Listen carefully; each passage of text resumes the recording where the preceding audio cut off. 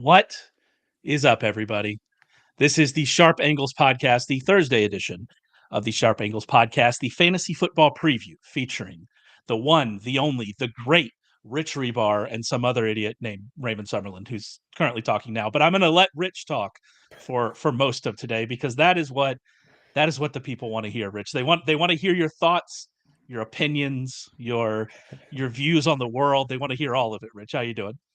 I'm doing good, man. It's week two. We saw real NFL games last week. Most of them was pretty solid. I mean, the production still, like, we still see like these offenses struggling out of the gates. Maybe eventually we'll see the preseason change or teams calibrate differently during the preseason. But we had a few good games. There was better games than last year in week one. That is. Yeah, it was interesting because I left it, we had some good games for sure, but I left it feeling really bad about the offenses. And then I went and looked at how many points were scored, and it was an improvement off of week one of last year, but it wasn't an improvement over like week 6 of last year. Like, I Right. think the scoring was right around where we ended up in the average. And we've been so annoyed over the last 2 years that after that high during the 2020 season and during the 2021 season, that we haven't seen that level of offense moving forward. And obviously for us, fantasy nerds, for us spreadsheet junkies, we would much rather see, more scoring, more fantasy points. That's fun for us, right? And so it doesn't look like we're going to get back to that, although I don't think either you or I had any high hopes No. that that is what we were going to get back to this season, because nothing really has changed. Offenses seemingly have not quite figured out this defensive meta, although we are seeing more running. We are seeing more effective running. And I do think it's going to be interesting to see what happens. For so long throughout the entire NFL kind of analytics movement, it has been the case that passing is more effective, more efficient than running the football. And I wonder if at some point we're going to meet a breaking point there, because running does just seem to be more effective than it has been in the past, because of based on just how people are playing defenses. The size of linebackers has changed dramatically in the last 10 years, stuff like that.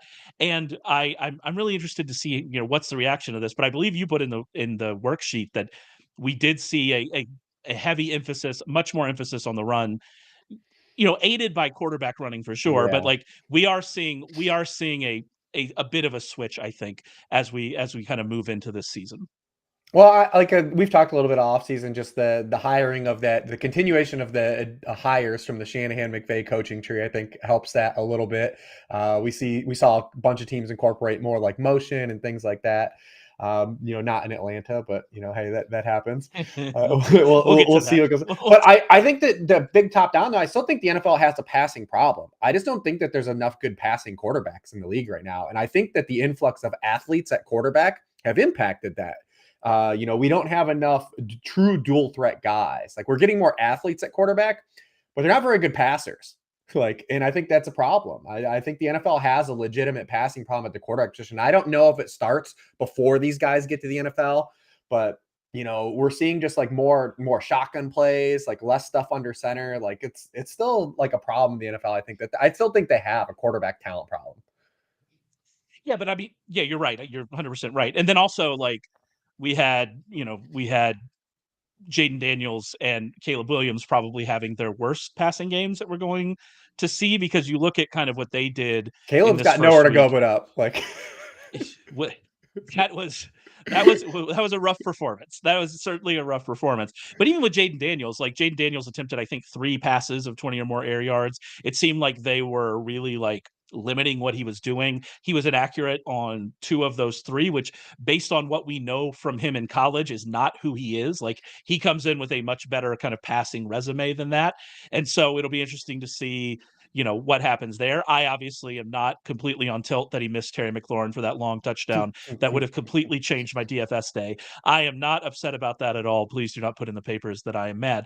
But like, I think there are some of these quarterbacks that had bad games in week one that we're going to hope improve. But then again, you mentioned like Kirk Cousins. Like, where are we with Kirk Cousins at this point? Where, like, some of these quarterbacks, and someone posted a screenshot that had like Peyton and Breeze and Brady and like Phil Rivers and like even like Eli Manning. What would we think about Eli Manning in the current NFL, landscape? He was so derided, even though he won 2 Super Bowls.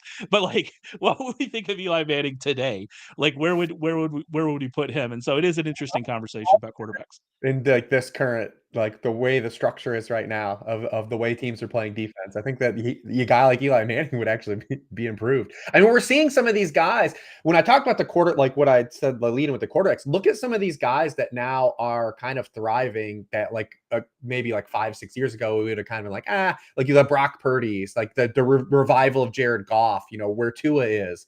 Like those are the guys that are like, these offenses are successful now. And we kind of would have been like, I don't know about that guy. Like, he's just average. Yeah, that's exactly where they are. They're Andy Dalton, right? In like a previous generation, but now it's working for them. And you see the other side of that. Poor Russell Wilson, man. The NFL just ran away from you, Russ. I feel bad for you. I'm happy. I mean, Deshaun Watson is like probably the prime example. Like Deshaun Watson looks like he's never played real football. Like you would never be able to tell someone that watched Deshaun Watson on Sunday and like explain to them like how good he was like 5 years ago. Like there's just no way they would believe you. Yeah, no, it looked like he was completely overwhelmed. There were some rough quarterback outings, and of all the rough quarterback outings, his was.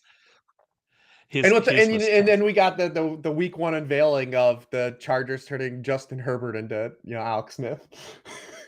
Like we all feared. And we're going to get to continue. They get to play in Carolina this week, and so the question will be how many carries can they get from their running backs? It's 50. Like what's the over under we're putting if they're playing? And the other thing too we didn't talk about as part of that is I think the NFL not only do they have a passing quarterback problem, I think they have an offensive line problem too. Like we just don't have a like offensive line play. Not that it's poor. I just think teams have a lot of weak links at offensive line. It is a wink link position, like on an individual play basis. And we saw the Ravens basically calibrate an entire game plan around the situation that their offense was in. The offensive line was in on Thursday night. And that's Chris Jones and Arrowhead. So we'll kind of, see how they calibrate. But, we said Seattle again was like, we were so excited for the Ryan Grubb offense, and it looked like their offensive line is going to be a problem again. The Rams basically have you and I playing offensive line this weekend. So we'll see how they adjust. But offensive line play, I think, is a big issue too in the NFL. Yeah, I mean, even ones that we thought were going to be good. We thought the Falcons' offensive line was going to be good. And then, if you're not able to block TJ Watt, I guess that is what it is. But like, it was bad for them. Obviously, Kirk Cousins had issues with mobility. That certainly hurts. And we see that as we try to judge offensive line play about, what can we put on the quarterback? What can we put on the offensive line? And in Atlanta, you're going, well, we could put a little bit of that on the quarterback, but also they weren't as good as we had hoped that they were going to be, both in the run game and in the pass game. And they didn't play in the preseason. And again, it's week 1. Like that's the thing. Like if you come out of week 1 and you're trying to change everything you think about a team after week 1, and it's tough not to do.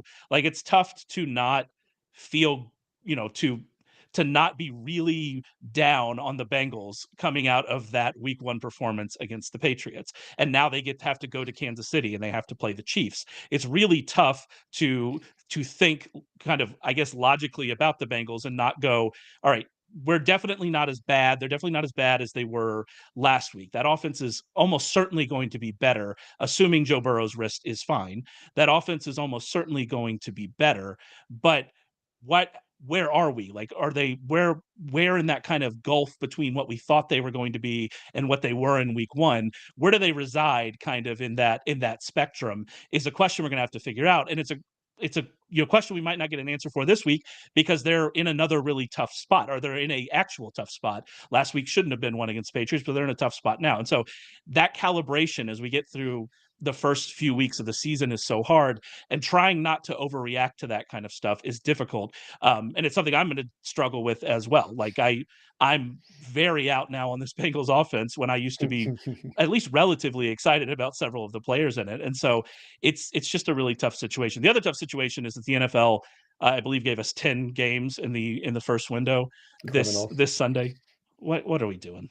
Please please stop doing that to us. We would really appreciate it. But we got a lot to talk about moving into week 2 as we move away from week 1. Before we do that, I do want to mention over at Sharp Football Analysis, you can find all of Rich Hribar's work. All of his worksheets are available at sharpfootballanalysis.com. They're part of our fantasy package. You can get our season-long fantasy package for 40% off using promo code SHARP40. You can get just the week 2, so just a weekly access to it for 50% off using promo code week 2. Make sure you do that. Make sure you subscribe to our YouTube channel, subscribe to the podcast feed wherever you are. Warren Sharp's doing 2 shows this week, so make sure you subscribe to all of that, and we really appreciate it. All right, let's get on to real or fake. Coming out of week 1, a lot of real or fake to talk about, a lot of performances that we need to go through.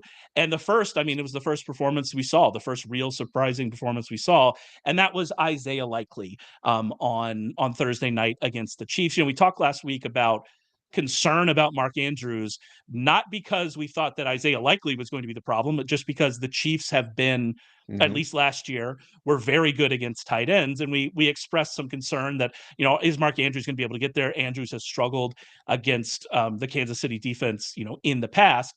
And he did struggle, but it turns out that Isaiah Likely was just there. And the question is, real or fake? Is this what we expect from Likely moving forward? Obviously, we don't expect, 9, 111 and a touchdown moving forward. But this level of involvement, him being the number 3 target earner, number 2 target earner on the team, is this the kind of thing we can expect moving forward? What do you think?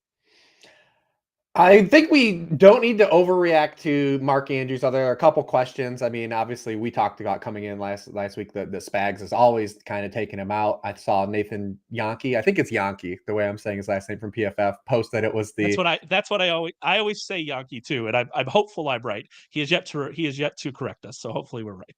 Yeah, he talked about it over the past 3 years as the highest rate of Mark Andrews has seen double coverage. Like, he was a clear emphasis. I did have some concerns with Andrews too, from like a health perspective. Obviously, he missed a lot of the preseason from that car accident. He had surgery, the tightrope surgery that Tony Pollard had. Like, there was a couple questions like health wise. He didn't look explosive either to me, and I'm who am I? But he only had the ball twice, so what are you going to do? But I think we have to take. I don't want to underreact to Isaiah Likely's performance, though, either, because they've talked about it all offseason, getting him involved. Isaiah Likely, to this point in his career, anytime he's had opportunity, he's been good. So I don't want to discount that he's a not good player. And then when you factor in the position, and obviously we had a rough start for the tight end position in week 1. We've got gamers that were picking up Taysom Hill, before the season. We've got gamers that are starting guys like Dallas Goedert every week. Now we have injuries to David Njoku, possibly Jake Ferguson doesn't play this week.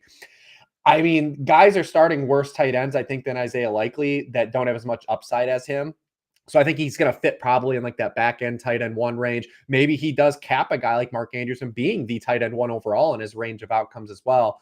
The Ravens also, I wrote about in this worksheet, we've talked about a little bit off season too. They trailed for 37 snaps in the second half against the Chiefs. They trailed for 63 snaps in the second half in games Lamar Jackson played last year. He threw over 40 passes. He threw over 40 passes 1 time last year. Like, they're just going to be they're not going to have game scripts like this very often. And they almost won that game. Like, if you were to not know the score at any point in that game and you just watched the Chiefs-Ravens, the Ravens didn't look good at all. They were clearly the inferior team the entire game on both sides of the ball, and they were a big toe away from potentially going for 2 and winning that game. Like, this is a good football team. They'll be fine, big picture, as they kind of calibrate. So that's kind of where I'm treating it. I don't want to fully underreact Likely and say this is a Frisman Jackson situation or Kevin Ogletree. I do think he's going to be involved. I think he plays a low bar position. So I do think he's going to fit in if you're needy at tight end, I think he's worth a pickup. Yeah, and there's a middle ground between what we saw on Thursday and what we can expect. He was targeted on 34.3% of his routes, which is a Tyreek Hill number. Like, that's not going to continue. And as you mentioned, the drop back thing is real, although we came into the season, saying that we expected the Ravens to be in more negative game scripts because they just had to be, right? Because last year was near historic how much they were up in the second half and how few times they were trying to chase games. And so they were going to have to throw more. We expect that to happen. It's not going to be as often as it was in Kansas City, and he's not going to be targeted on as many routes, but there's still room here in this offense because, Bateman made that long catch, and so maybe it's there, but they don't really have an established number 2 wide receiver. They were playing Likely and Andrews together a lot. They had 30 pass plays where both of them were on the field. Andrews not targeted on any of those pass plays, which that's a concern if that's something we're going to see. And as you mentioned, they talked about it in the offseason. This is coach speak from the offseason that we try not to overreact to. This is coach speak from the offseason coming true in season. And so that is something that I think really have to take seriously. And that's the point. Like, we're not going to expect him to just be the number 1 tight end every week, although he's a good player. And whenever Andrews has been out, he has been a very effective tight end. So maybe that is in the range of outcomes, but that's certainly not what we expect from him. But yeah, I mean, if you're starting Dalton Schultz and you could have dropped and picked up Isaiah Likely, waivers are done now, then that's something that I would have done, because I think at least the upside is there for Likely, and hopefully we're going to see this usage. And you kind of hit on something big there. Is like you're getting baked in contingency upside too. So he might now have standalone value, which is the whole reason why no one everyone's always liked Isaiah Likely, but we didn't think he had any standalone value, or like we're questioning it, because how often are 2 good tight? It's you gotta not everyone's Gronk and Aaron Hernandez, right? Like we don't see that very often. Thankfully, not everyone is Aaron Hernandez. Yeah. That is correct. But now it looks like he has standalone value plus contingency value for a guy that's missed multiple games 3 years in a row. So you're getting the double dip with Isaiah Likely. Yeah, that helps for sure. And kind of, if we're trying to say how excited are we? Well, what if that issue with our ankle foot area, what if that is actually a real issue for Andrews? We have a lot of questions coming here in the chat. I want to get through a few of these. We have one here from Parker: a embarrassment of riches, Kincaid or McBride. Half PPR. I mean, we thought that it was an embarrassment of riches, I suppose, before last week. We thought that was an embarrassment of riches. I'm gonna let you go through these. You do the rankings, so you certainly have a much better feel for ones like these. And any strong thoughts either way on Kincaid or McBride? He should trade one of these guys this week. Yeah, that's fair. If one of us a big game, you trade him. I would prefer probably to keep McBride. McBride's usage was fine. It was, and we talked a little bit about this, as for as much credit as we give Drew Petzing and what he's done with that sculpting that run game in Arizona, the pass game lacks creativity, and it has going back to last year. Like, we would love to see some improvement in that area, but McBride's usage was fine. He's on the field for 90% of the dropbacks. He had almost a 30% target share, which is kind of where we left off last year. Kincaid's usage was not good. The exact opposite. He had 8% of the targets. Just had nothing created for him. So a little bit more concern with a guy like Kincaid, who we were a little bit worried about the touchdown equity to begin with. So hopefully Kincaid has a solid game tonight, and you can maybe use him to package up something, something else. So I lean McBride anyways. I just think his usage is safer. From Rams legend Darrell Henderson, start Justin Fields or Joe Burrow. That's a very interesting one. The thing with Fields, I'll let you have some time to think about it. The thing with Fields is, he didn't have any touchdowns. Obviously, he did hit on a few longish plays to George Pickens. By the way, his where he was targeting players on the field, I believe 4% of his throws were in the intermediate areas. It was exactly what we expected from this offense. That's what I've been writing about that the entire offseason. That's exactly what they were going to be. He had 57 yards, I think, on the ground. That's off the top of my head. And so it was everything we wanted to see. He just didn't get touchdowns. And so, for me, if you had everything you wanted out of Justin Fields from a fantasy perspective, except for the touchdowns, that feels fluky. If he even gets one touchdown, then we're talking about especially a rushing touchdown, then we're talking about a game that looks a lot better. Going to Denver, that Denver defense was better than we thought. The pass rush was better against Seattle, but I don't know.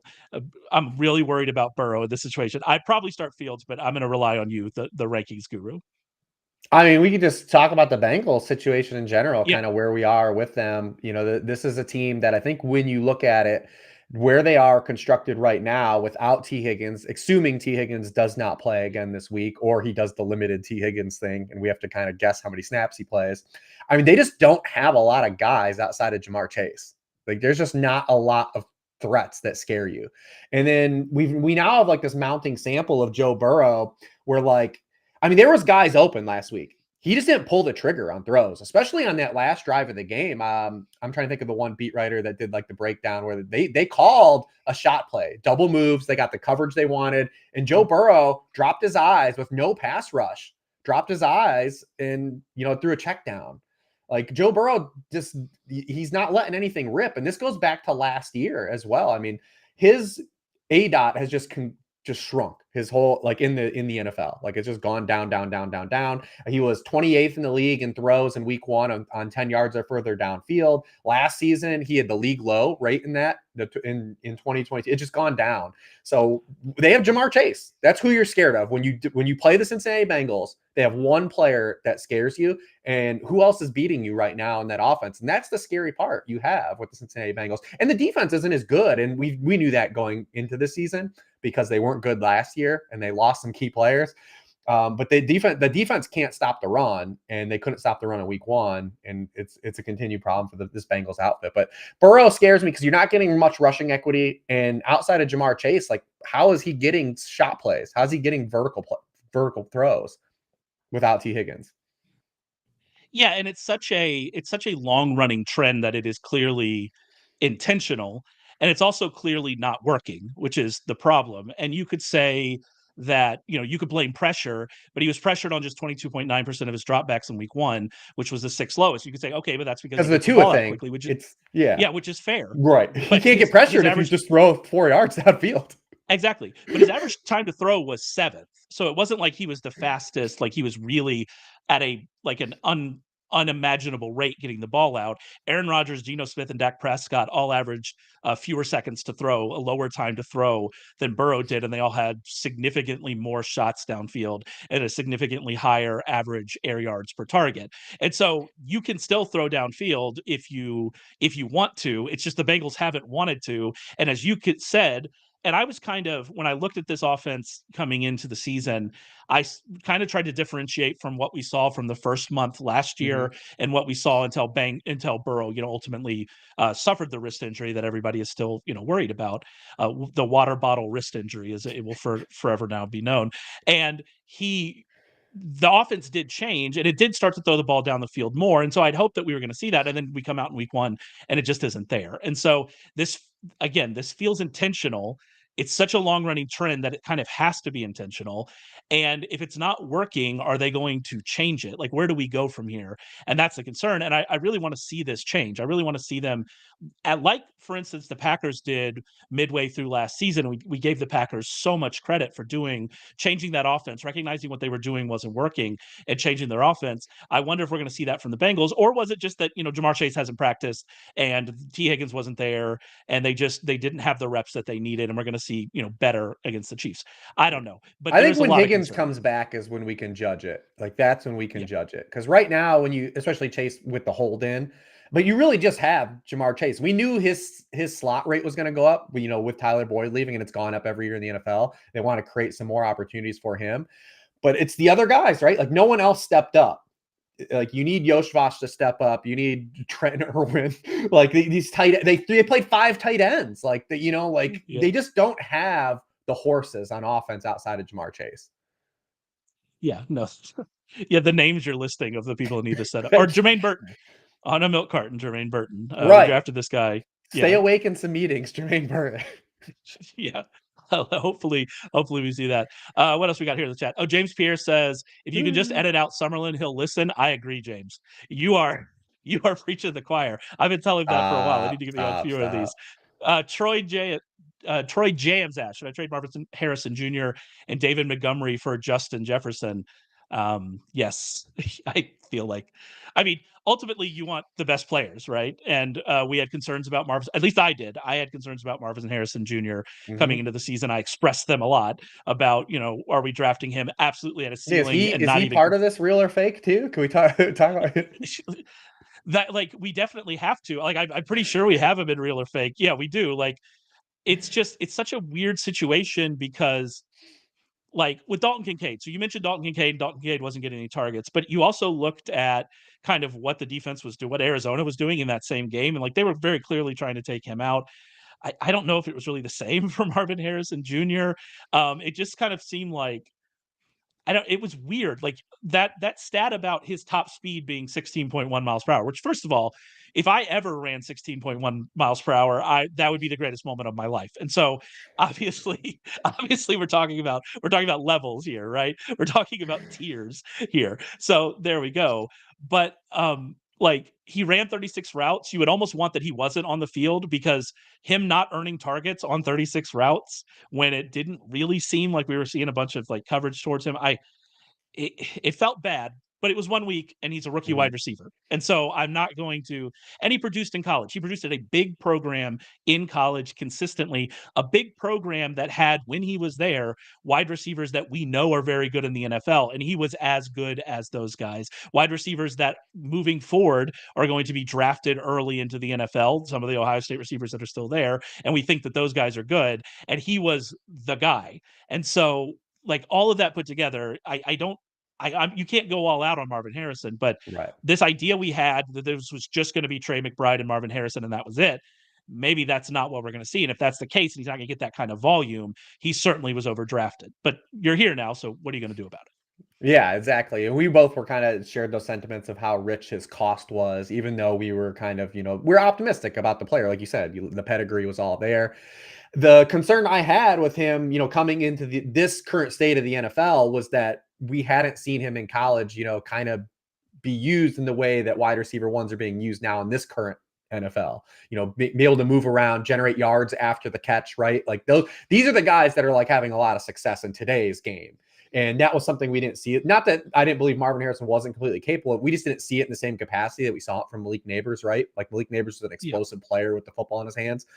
We'll see if that, we can get him actual football in his hands, Daniel Jones. But yeah, that was my concern with Marv, that because it's hard to win in today's NFL as like the prototypical X wide receiver unless you're an explosive player. And if he's not, then that's going to be a problem for him, especially when the scheme itself, I think the passing game scheme in week 1 wasn't effective. They didn't do a lot of modern things. They didn't run any pre-snap motion.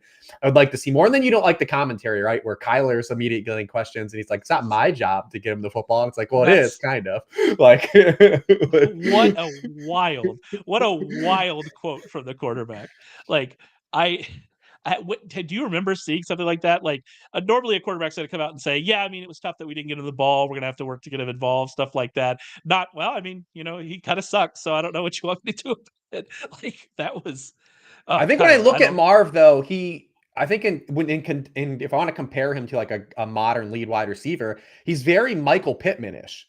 Like in that so he's going to need some volume to kind of get there. I think that's the archetype of player he's going to be in the NFL unless we see him start to move around, right? And they start to do creative things to him. And I just don't.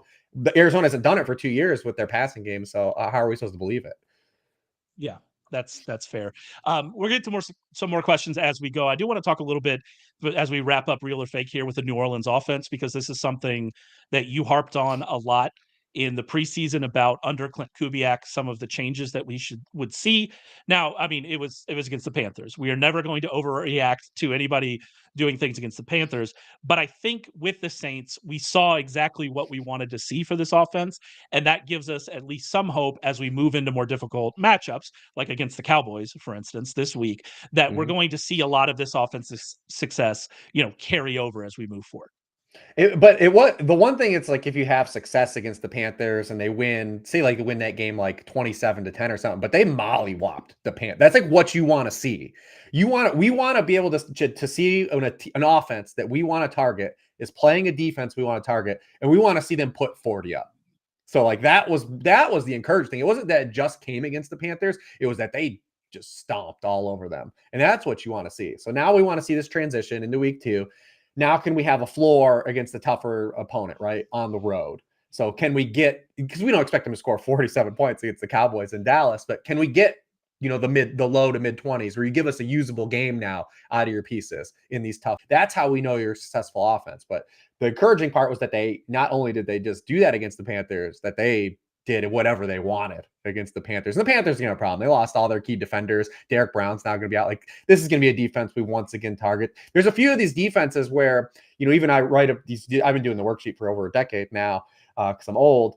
But, it's always grain of salt when you take these defenses from a year ago and you try to transition to what's coming in early in the season. But a couple of these defenses, man, like the Commanders, even with the changes that they made, the Panthers and the issues that they had last year. Yeah, it's like they rolled over a lot of the issues that they had last year, and they look like they're going to be targets in this area again. And yeah, the Panthers are a team where you just want to start your run game against the Panthers, like especially losing Derek Brown, like it's rough. Yeah, I mean, like especially now that Brian Burns is gone and Lavu is gone, and like you look at like, all right, where's like who are the dudes, right? Who are the guys? And he's the dude, and now he's gone, and you're like, it's a tough spot. It's definitely a tough spot for them. And like you said, we're not going to overreact to Kamara, right? We're not going to overreact to the run game success and the success he had. But what I will say, yeah, I don't want to double count carries, stuff that I already was counting. Fair enough. But he had 3 carries of 10 or more yards in this game. He had 15 all of last season.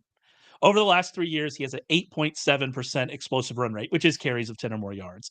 In week 1, he had 20% of his carries. Like, that's the best game we've seen from Kamara, or at least one of the best games we've seen from Kamara. I didn't go through every single game. And he looked explosive. Like the eye test, like exactly. He looked. It wasn't like he just had a tarmac and went 10 yards. Like he actually looked explosive. Yeah, so I'm feeling a lot better about Kamara, and I know he was one of your strong targets in the preseason. So I'm hopeful that we continue to see. Hopefully, it wasn't just week 1, because everyone's fresh. But the olds running we had some old running backs out the gates here, looking strong. I mean, Joe Mixon looked better than, no matter what you want to say about that. Like Joe Mixon actually looked better than I remember him looking in like the past 2 or 3 years. He was like generating yards after the contact, and like. Yeah. He looked spry too. So hopefully we see these olds keep it going as the season progresses. Yeah, like I'm invested heavily in a few olds. As a 42-year-old. Yeah, exactly. Exactly. I'm invested in a few of these olds. My one true love, Aaron Jones. Yeah, Aaron Jones looked great. Looked great. And so I'm just hoping, please hamstrings, hold up hamstrings, because if that's the case, then the bank account's going to be looking much better as we get to the end of the season. All right, I want to get through a few of these games. We've already hit on Bengals Chiefs a little bit. Total in that game's 48.5. Kansas City's minus 5.5. I mean, we've talked about the Bengals and the concerns we have with them, but the Kansas City side is interesting. First of all, I mean, and this is really my overarching thought. This seems to be a very good spot for Isaiah Pacheco, assuming he holds on to the bulk of the workload we saw in week 1.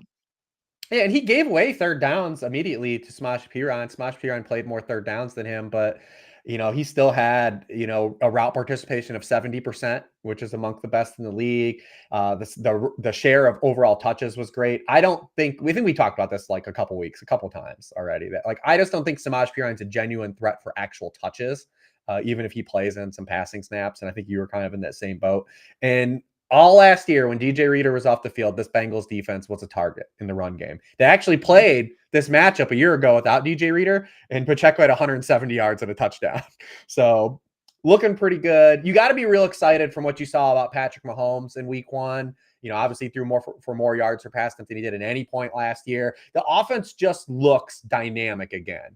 And it was one game. It was only one game, but they have actual juice.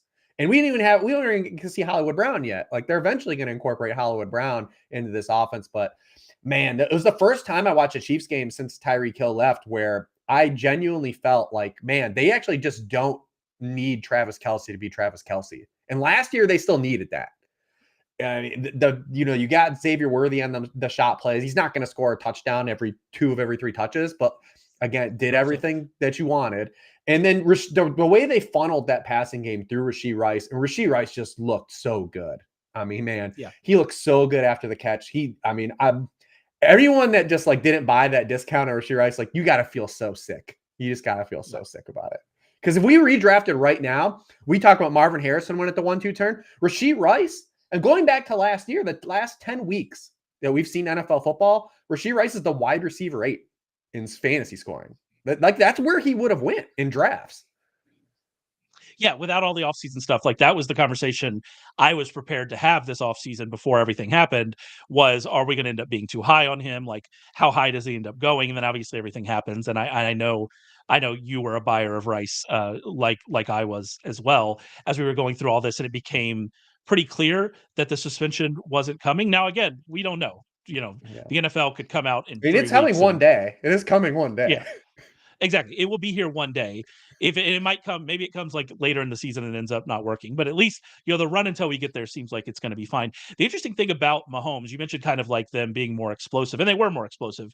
25% of his completions went for at least 20 yards, which is a level that we weren't at really last year. But also like his deep throw rate was lower than it was last season in this game. He averaged 5.9 air yards per attempt. A lot of that is because he's targeting Rice on those shorter and letting Rice, get out there. It just so happens that, that throw to Worthy, that touchdown, we think about that. So it wasn't even that they were just bombing it down the field, as has been the case. They were finding other ways to create big plays, which is important with the way the defense is played now. And so that's certainly a promising thing. And like you said, It's where they we'll see what struggled a happens. year ago. Exactly. And it's like you said, we'll see what happens whenever Hollywood Brown comes back, because that adds another level of that. And we've talked before about how Brown has not had as much success down the field, at least from an efficiency standpoint, as you would expect with someone of kind of his archetype. But he also has had quarterback issues throughout a lot of his career as well. And so it'll be interesting to see, what happens with them. Let's talk about Worthy. You did mention Worthy and kind of like that he only got a few targets. For me, the thing about Worthy is, and the important thing for him is that he was just on the field. And like, if he's just going to be on the field, he's the type of wide receiver who you don't expect to get a large, you don't expect him to have a high target rate per route, because that's not the type of wide receiver that he is. But as long as he's on the field, he's going to get a few of those targets. And as long as he's hitting on one or two of them, you're going to be really, excited about it. And so he was on the field. He was the only main pass catching option for the Chiefs that had an ADOT even above 7, and his was 12.3. He is filling that role that they need him to fill. And again, we'll see what happens when Brown comes back, but he was so successful on it that, I mean, we have to feel really good about Worthing moving forward. It might be a little more hit or miss because he does have Kelsey there. He does have Rashee Rice there. Those guys are going to command targets, but we have to feel really good about kind of where he is right now and his role in this offense. Yeah, because we have a team that literally every year Patrick Mahomes has been there, the Chiefs have been number one in pass rate over expectation. Like, they're going to throw the football a lot too, no matter what, because this is what this offense does. Who knew running the offense through your best player is a good idea?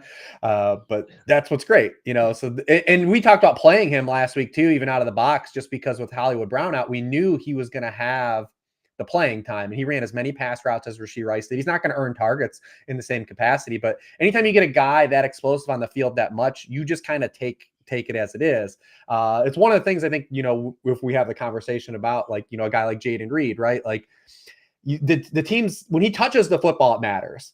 And that's something like we kind of overlook. Like, you might just say like, all right, the volume's not going to be there. But when you're getting into like the wide receiver 3, the wide receiver 4, the flex range, like, you want to be chasing those upside touches, right? The guys like Rashid Shaheed in week 1, right? That can turn 5 targets into a double-digit score. A guy like Xavier Worthy that can turn, 4 opportunities into 2 touchdowns, instead of these guys that are like, when you get to the bottom end, of that area that just maybe kind of just like our ham and eggers, right? Like, that's where you want to target your upside. That's where you want to make your swings, right? Your calculated swings.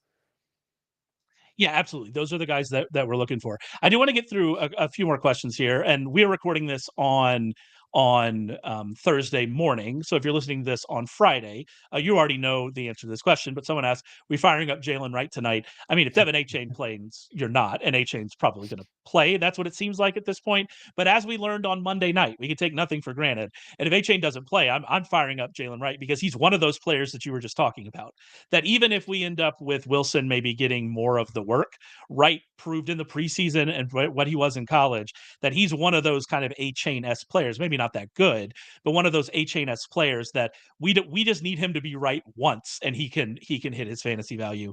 And we know that can happen in this offense. Although it didn't look great. Let's be fair about the running game. It didn't look great week 1 against Jacksonville, but we know that he can be that kind of guy. So if Achane doesn't play, I think I'm firing up Wright. He has to be out. If he does, yeah, if he does play, then And there's it nothing you is can what do it about is. Achane either. He was on the injury report 3 times last year, questionable coming into a game. He had single digit PPR points in all 3 of those games. It's an ankle Yeah, thing. Like it. I mean, you kind of you're damned if you do, damned if you don't with Achane, right? That's like the feeling you have. You're like, Jesus, this dude could yeah. turn because he's the guy. He's like eight touches might be 15 fantasy points, but you do. I do think we have to ding him if he plays tonight. Yeah, but like that's the thing about like Yeah. the difference between DFS and season long. Like if we're talking about DFS, you ding him, you go, okay, maybe I'm definitely not going Yeah, to you can captain fade him. him. Yeah, you can fade him in Yeah, you DFS. could fade him in single game DFS, but in your season long, you're probably like, do you have better options Yeah, than like, the are you gonna guy? play Amir White over him? No. God. No, we're not playing Tamir White. I feel DeAndre, very or like DeAndre Swift or like any of those guys. Like, yeah, yeah, exactly. Like with where you had to draft A-Chain, you are not like you probably don't have a better option. So it's kind of where we are. Luke, we're actually going to talk about that Rams passing game here in a bit, and so I'm going to save that for a little bit. One more question here: needed to patch a quarterback while Love is out. First of all, Parker, are we sure Love is out? Because LaFleur is leaving him. He said the door is definitely because open for Love to He's a play. Shanahan guy. Like, there's no way he plays this week, right? No, There's no chance either this way. is a All team right, that so this is a team that could have potentially gone to the Super Bowl last year. Like they've got aspirations that are much higher than winning week 2, even though they had a week 1 loss. I think Yeah, that 0-2 though. We're gonna yep, see the 0-2 stats. We're gonna see yep. all the 0-2. If you start 0-2, you don't make the playoff stats. But needs a quarterback while Love is out, Herbert or Stafford going forward. I mean, we kind of hit on this, but with what we know about the Chargers and what we know they're going to want to do if they're leading, even though this is going to be a great matchup this week, and we feel very good about the matchup, and obviously Carr was able to do his damage, in very in very limited attempts against this defense, that we know that if they're up, they're just going to run the football because that's what they did in week 1. And that's what Jim Harbaugh and Greg Roman do. Stafford has also a good matchup against Arizona. That Arizona defense was still not good last week against the Bills. We didn't see a massive wide receiver games because they thread the ball out so much, right? We didn't see these really huge games. We had Mac Hollins catching touchdowns. By the way, I warned that before the season that we're going to be upset at how many routes and how many targets Mac Hollins ends up with this season. That's certainly coming. And so they spread the ball out as much. But if you go and actually look at the numbers in that game, that they were certainly picked on. And so I think that I'm taking Stafford here, and I feel relatively confident in that you're not going to disagree with me.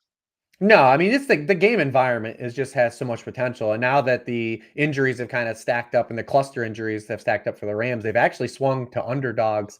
It's the first time Arizona's actually been favored in 27 games, which was the longest streak in the league. So now we're expecting more of a game environment where they maybe have to throw too. We'll see how the game actually plays out because they're only 1-point underdogs, and McVay's kind of owned the Cardinals over for his career that he's been there. I think they've only lost twice to the Cardinals, and one was with John Wolford as the quarterback, which kind of just doesn't The good old happen. days. And as much as we kind of like poo-pooed on the Cardinals offense and had some kind of takeaways from their passing game, we want to see some improvement. Like with Kyler, like even last week, like they're going to be live, like they're going to push teams, and like we're going to see points scored. The Cardinals are probably going to be that carnival team that we look for all year. We just need their passing game to be better so we can get some more juice out of them.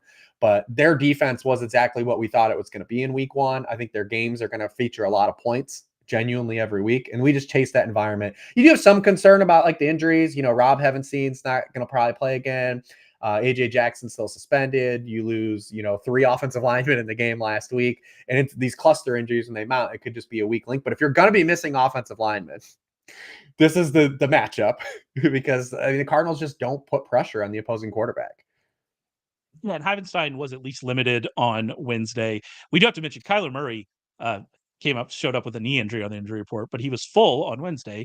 But we'll have to see, what happens with that if it happened later on in practice. It seems reporting around, it seems that he's fine, but just something to watch because we're recording this before the Thursday injury reports come out. One more game I definitely want to get to here is Bucs at Lions. Kind of my overarching takeaway here for the Lions is there was a lot of talk this offseason about the defensive additions, the additions in the secondary, and they were better for sure. Like it still wasn't that they were, great. We saw Cooper Kupp get there against this team, but they were more mid-pack in the rankings against the Rams offense. And if this Lions team can be mid-pack against what we think is a good passing game in the Rams, if they can be that, that is such a departure from where they were last year that even though this game they had to win it in overtime, it was not a game that it felt like that's a game they should have won by more and not had to go into overtime, but fair play to them. They got it Yeah, they're done. up David Montgomery ran 17-3. down their throats. Yeah, exactly. This game, them and the Jaguars, they came out with the win. The Jaguars didn't. Both those teams have to feel. Oh, the Titans. I forget about the Titans. That was anyway. That was rough. But with the Bucs and Lions, if the Lions are going to be at least an average defense, then like that is so good from where they were last year that you're going to feel a lot better about this team. Yeah, and they had kind of a tale of two halves. They were good. They were really good in the first half of that game, and then the second half, the Rams kind of adjusted. That's the other reason too why I have a little bit more faith in the Rams passing game is because of the McVay factor, right? Like McVay coaches in game, and they kind of adjusted. They ran a ton more motion in the second half they did in the first half of that game. Stafford was below 5 yards surpassed them in the first half, and then they couldn't be stopped basically in the second half. I mean, that was a game that the Rams win that toss. Do they score? Do they score first? Yeah, like they were hot, like they were cooking, so they could have actually won that game as well. But if the defense, like you said, if it's being middle of the pack, then you feel good about like if you bet on Lions, to win the NFC and those types of things. A big positive though that comes out of that game is that I guess could have been potentially included in real or fake is the Jameson Williams breakout to a degree. And the great thing that you love to see about the Jameson Williams game wasn't that he caught the long touchdown. Obviously, as fantasy gamers, we want that. Or we knew we were going to get a handful of those regardless, right? Like we were going to get the type of player Jameson Williams is, we were going to catch some deep touchdowns.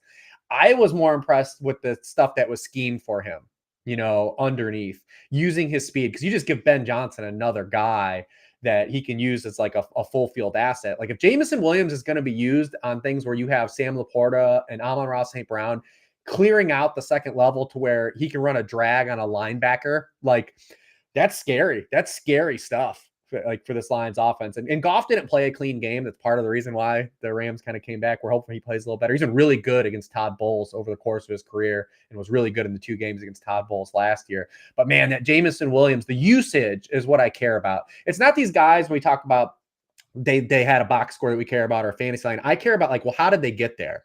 How are they used? And that's my big problem with week 1 with Jackson Smith and Jigba.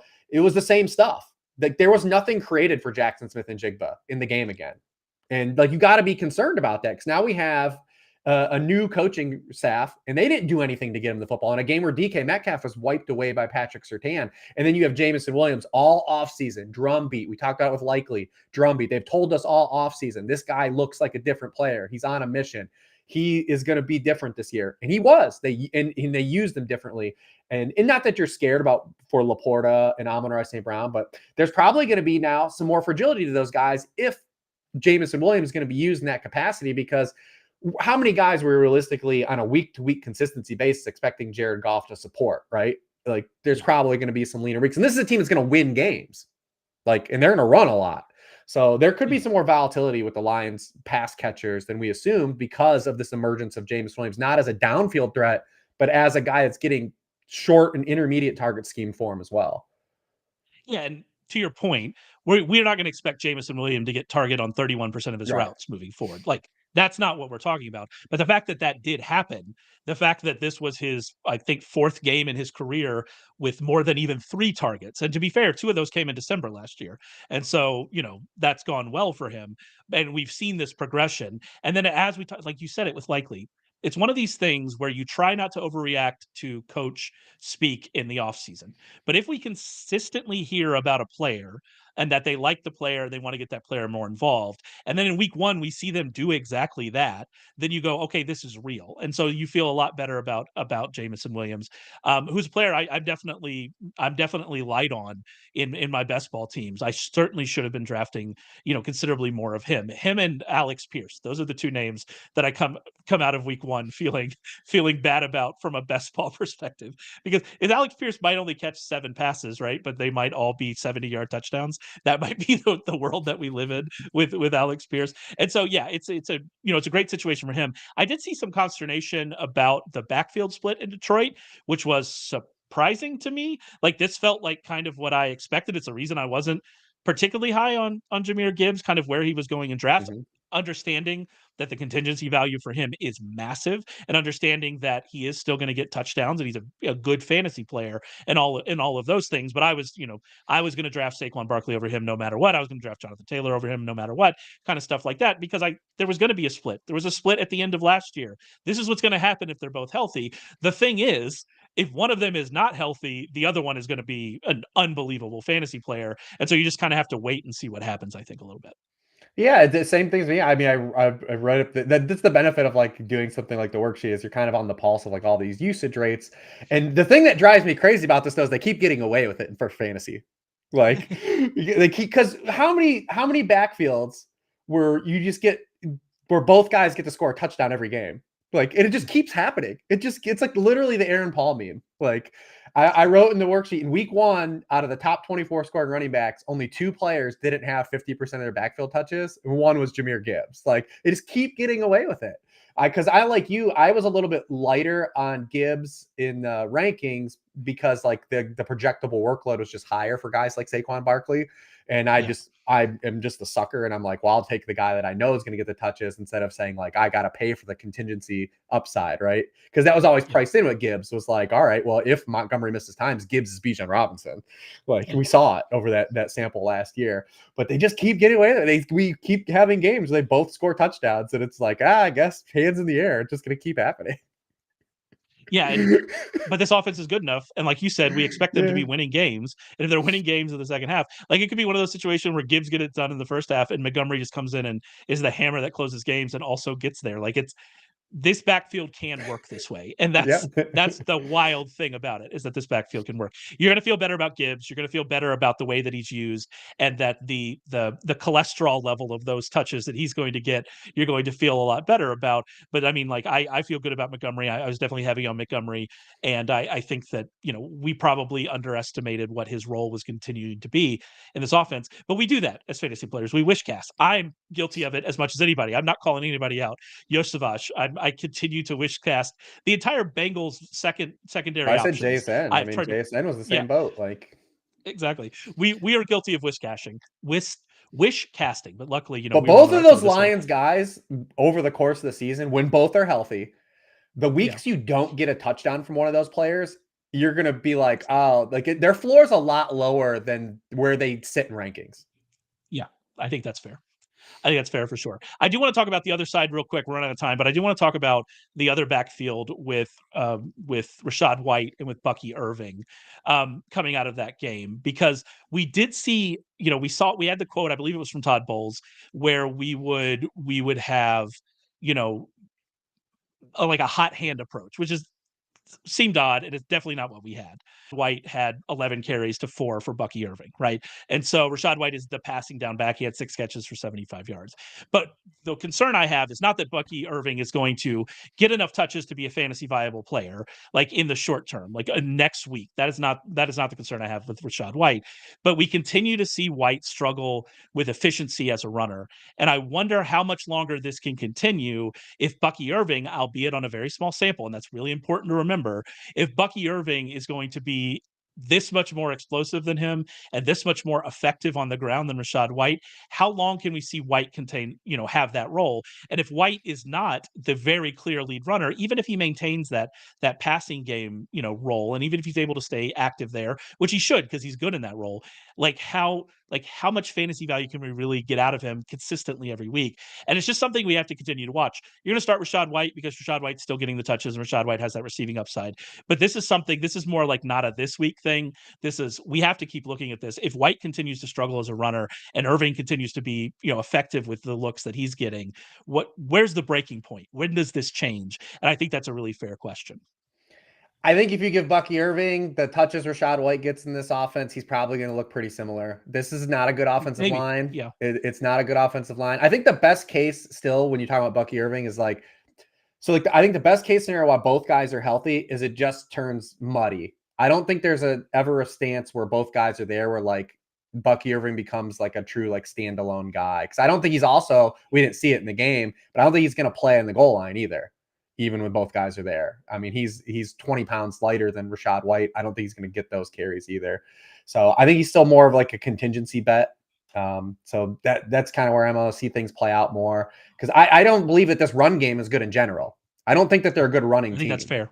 Yeah, I think that's fair. One more thing, just before we move on from this, Chris Godwin looked really good in week 1. It was against Washington, take what you want. But Chris Godwin looked really, really good in week 1. Yeah, Bucs passing game. They're a good passing team. That's what they are. That they could do. The thing about, you mentioned kind of like the eye test thing with Kamara, and so you're trying not to read too much into it. But from an eye test perspective with Godwin, he looked good, and so I'm pretty excited to see. And going back to last year, he's a touchdown in 3 of his past 5 games. Like, we had started to see that touchdown regression we were kind of hoping, and so keep firing him up, especially this week. Saw what Cooper Kupp did out of the slot last week to the Lions. Yeah, it's I'm excited. You're not going to get 21 targets, but be happy. Hey, let's have some optimism. That's true. We'll get 21. Maybe we'll get 19. Maybe we'll get, not 21. He only gets 18. That's fair. All right, let's move on here to Uncut Gems real quick. And I mentioned Mile High Luke that we're going to talk about the Rams passing game. Both of ours come from the Rams passing game. We have dueling Uncut Gems here this week. I didn't use your guy that you're using because I said his name, I don't know, probably 20 times on the Waiver Wire podcast on Monday. So I didn't want to say his name again. So I'm going to let you go ahead and talk a little bit about Colby Parkinson. Yeah, and I actually do like your guy more, because my concern with Colby Parkinson from this game stance is just, if the Rams offensive line is that beat up, does Colby Parkinson block more than run pass routes, would be a genuine concern. But I think when you're looking at, if you had David Njoku, if you had Jake Ferguson, like if you're in that kind of boat and you're finding a body on waiver wire, right? Because what's available in these leagues at tight end? Maybe you had Likely available and you can dump some fab on him. Maybe you got lucky and you're in a shallow league and Brock Bowers was available. But like, when we're getting into these bodies, like, are you picking up Zach Ertz? Like, are you like, I want a guy that's attached to a good offense is going to be on the field. And that's kind of just my thesis of, taking a shot at him as like one of these back end tight end 1, high tight end 2 guys, is that he was still on the field for 82% of the dropbacks, which was the tight end 10 on the week. We'd like more targets. We'd like the offensive line to be healthier, but this is a game environment. I believe there's going to be points. And that's kind of the end of the thesis. I was debating doing Daniel Jones, and I just couldn't do it, man. I just couldn't get there. Couldn't bring us up. Because I was thinking, because it's about who you're going to, when we do these Uncut Gems, it's about who would you start these guys over, right? And there's a clear need at that back tight end spot, like where we said, Njoku's out, Ferguson's probably going to be out. You need bodies, where it's like, I was getting to Daniel Jones, and it's like, outside of 2 QB leagues, like, who are you really starting him over? Let me ask you, would you start Daniel Jones or Joe Burrow this week? Start Joe Burrow. Like, the thing with Jones, it was so bad last week, and I know Burrow was bad too, but it was so bad last week. Even though the matchup is like, the matchup's what you want. Like, the matchup is definitely what you want. We've seen now him be bad for a long, long time, and it's hard to get over that. And it's also hard, like, if they're going to force him to target Wan'Dale Robinson 12 times, like, it's just, and Wan'Dale's fine. Like, Wan'Dale's certainly good as like a secondary option, but where he's targeted and how they're targeting him, it's just not going to result in a ton of fantasy points. Like, it just isn't. And so it's, except in PPR leagues, Wan'Dale and PPR, right? Who are our PPR darlings? Devon Vele from Denver, if he plays, please be healthy, buddy. Greg Dortch. Those are, and then Wan'Dale Robinson. Those are our 3 PPR kings. And so we get excited. I actually had another Ram in here, and that is Demarcus Robinson. And you had a question in the chat: which of the 2 wide receivers are you more excited about for the Rams with Puka out? I have been on Demarcus Robinson. I mean, Tyler Johnson makes a lot of sense to me as well. I'm not, if you picked up Tyler Johnson and you're weak at wide receiver 3 spot and you want to play him, I'm not against that if you're in a deep league, because we saw what his usage was after Puka left. In the second half, Tyler Johnson had 5 targets. He ran 21 routes. Like that, we saw good things for Johnson. We'll have to see what happens with Whittington. I don't think Whittington, I kept looking at the numbers because I thought I was wrong, because I remember seeing him on the field, but I don't think that he ran. He didn't run around. He came in for an end around at the goal line. Yeah. And there, that's what I was thinking of. Yeah, that's what I was thinking of, because I saw him on the field, but I kept looking and I said, he didn't run a route. So, you definitely can't take the leap there. But with Robinson, here's my thing with Demarcus Robinson and why he is the guy that I'm targeting in this passing game with Puka out. The reason he was drafted in a lot of leagues, and he was drafted in a lot of leagues, he was like rostered in 15% of ESPN leagues. So he was rostered even in like shallower leagues, not just these very deep ones. And the reason he was drafted is because of his end zone usage and the end zone usage that we consistently saw last season. He had 8 targets in the end zone last season. That was second on the team. He had 6 goal to go targets last season. That was third on the team. And you look at that end zone usage and you think, even if I don't end up, he's not going to get a Puka Nacua target share. That's not going to happen. He has a much better shot at getting a touchdown, I think, than Tyler Johnson. And so I'm going to be most excited about Robinson. And Robinson has also just kind of been good for a couple years. Like he was just kind of good last year. And so I'm going to take a shot on that. But it is an open question what happens in this passing game. I hope that you're right about Parkinson, but we saw in the second half last week, he had 1 target. We saw him have to, the offensive line issues when those popped up. We didn't see him really get out there and get involved. I worry about that. But it's going to be interesting this passing game to see kind of where we go, especially since this is a matchup that we definitely want to target. And so since this is a matchup we want to target, we have to kind of see what happens. Yeah, I think both these guys you're kind of hoping just have touchdown equity, right? Like you're just hoping you can get a touchdown out of one of these guys. It really answers Cooper Kupp. Like let's not kid ourselves. And Cooper Kupp's the most popular DFS play because they played on Sunday night. Well, he and Jordan Mason, because both their pricing was grandfathered in because they played on prime time when the pricing was already released. So like because if that game's at 4:00 last week, Lions, Rams, and Puka's out, like Cooper Kupp's a 9K player in DFS this week, and he's hanging around the mid 7s. We got just a couple minutes here. I want to try to go through these as fast as we can. A few questions here. Does Warren Sharp give you guys pizza on Friday? He doesn't. Email him. Tell him that we need pizza Friday. Yes. Pizza Friday in the office. Although everybody looking at me knows that I don't need pizza, but I would be interested in eating pizza on Friday. So there we go. J.K. Dobbins or Rachaad White. That one's interesting. I assume you have White ranked higher, but I mean that environment with Dobbins. But that's an interesting question. But I assume you have White higher. It's funny. I actually have them back to back in half PPR, so it is close. I mean, that's probably why. I mean, and that's what most start sits are. They're pretty tight calls, and that's what But I actually do have them back to back. I think in full PPR, I still obviously it's Rachaad White. If you have no reception bonus, though, I think you can chase probably the touchdown. And we're going to see DJ Reader play in this game, play on Sunday night, and Kyron Williams at 3 yards per carry. Like this line again, they should be worse against the run. They should emphatically try to give up some more rushing yards and make teams not throw the football on them. But I do worry because, Rachaad White, he had a good game in the playoffs against the Lions because he had a receiving touchdown in that game. But I don't think the Bucs are going to be able to run the football on them. So if you are in half PPR, I don't mind if you try to chase the touchdown in the matchup with Dobbins. I think in full PPR, you just take the security blanket. Dobbins, we didn't really talk about in real or fake. Dobbins is one of these guys that, like, anytime he's played football has been good. I kind of want to at least give him the benefit of the doubt if he's going to. You worry about the split. So I still think Gus Edwards is going to be more involved than any of us want him to, especially because the Chargers are going to slow play this. Like they're just not going to look at last week and say, all right, let's give Dobbins, he had those runs. Let's give him 20 carries now. I don't think that's going to happen. And that's the thing, is the workload. Like, where's it still going to be?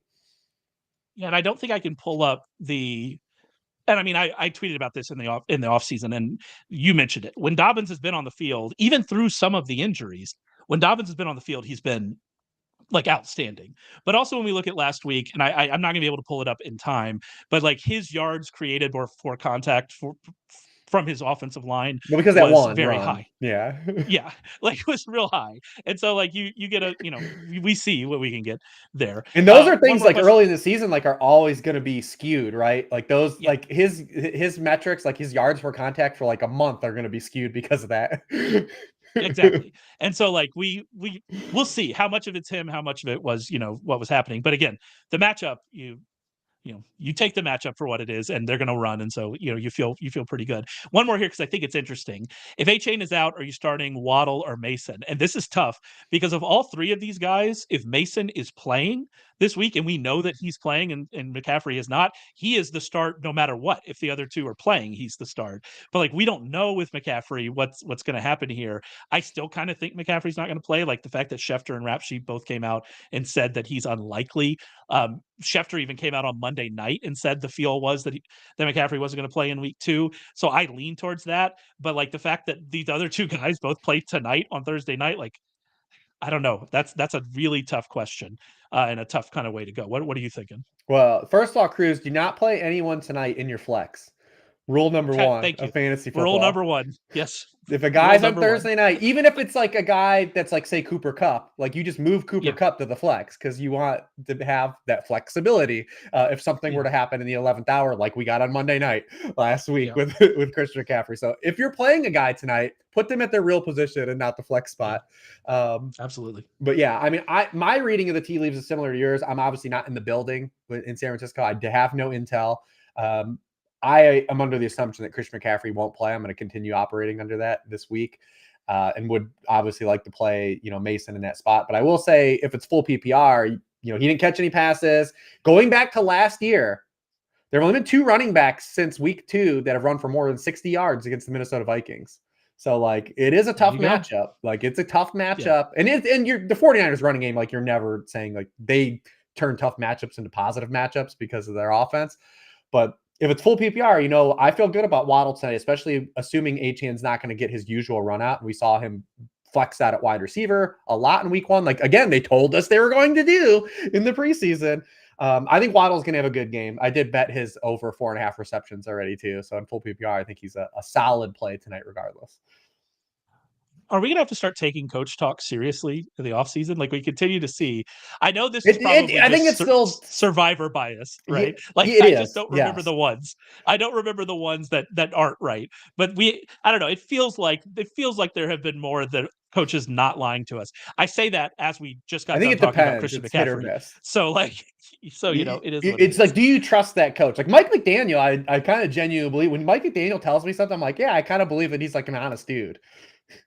Yeah, because Mike McDaniel, that dude, like you just like I always think like of Mike McDaniel. It's like, man, like he's like the dude like you would get stoned with, and like every time I hear him talking, like this is a conversation I'd have. Like we're just like I do like him leading heavier and heavier into being a Miami a cocaine dealer. Like that is my favorite. That's my favorite kind of subplot of this. Is just how he continues. His look continues to change, and I support him for it. I love Mike McDaniel, and I hope that he continues. Hope he continues to be just himself because we need those kind of characters. All right, that's it for us. We didn't get to your questions. I apologize. I will say Rich has a chat every single Sunday morning at 11:40 a.m. Eastern for our Sharp Football subscribers. So if you want to get questions asked answered by Rich Hribar, you can do that. So make sure you subscribe. We have fun on Sunday mornings. Package. Yeah, a lot of fun on Sunday mornings.